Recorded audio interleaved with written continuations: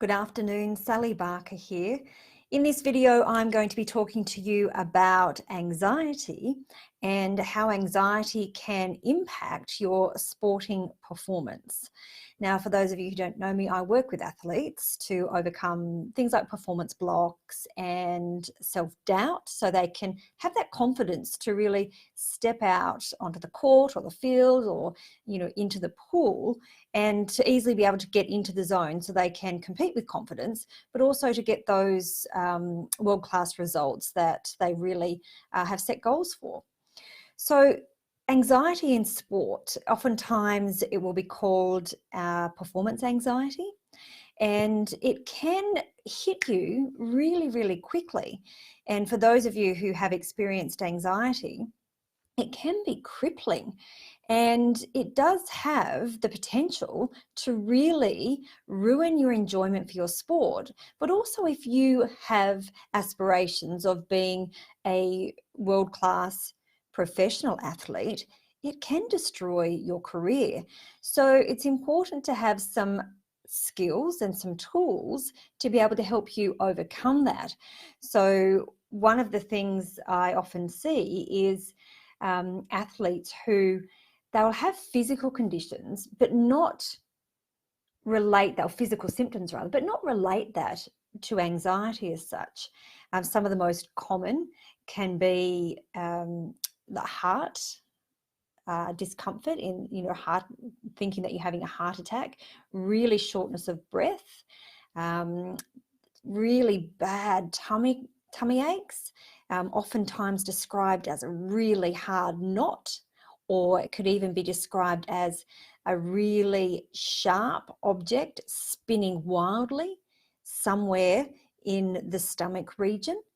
Now, it's really, the great thing about this is if you can name what it feels like a really big knot, or a sharp ball that's spinning around, and then we can actually talk to that. And if you can visualize it so well, we can give you tools to help you get rid of that.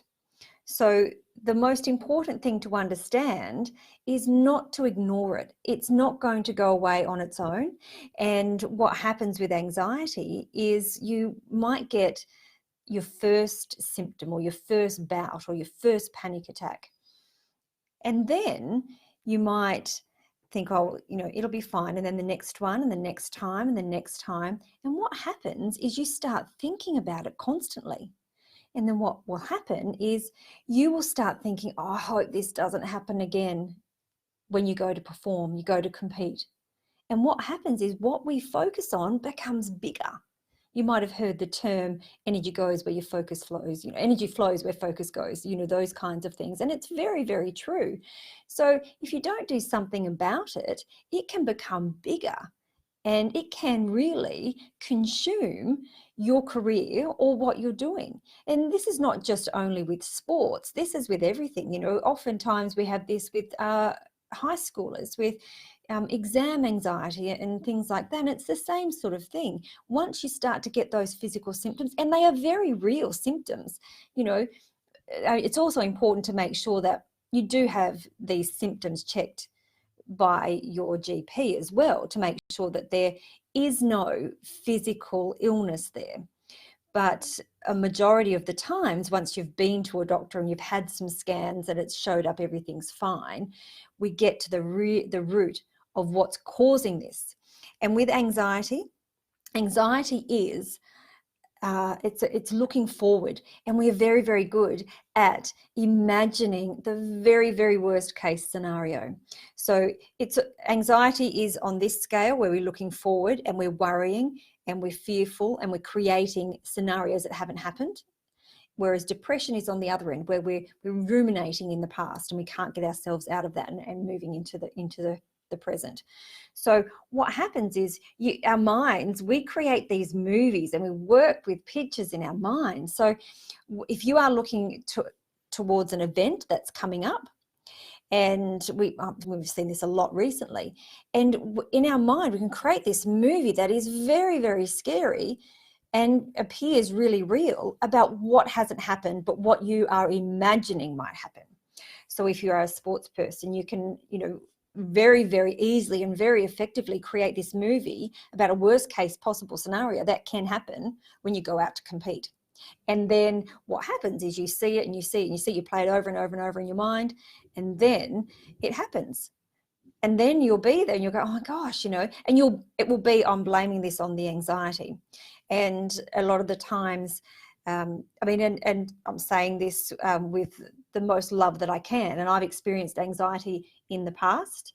I don't anymore, but it is very, very crippling. But it was a cop out for me to say it's the anxiety, because I didn't want to deal with the underlying issue.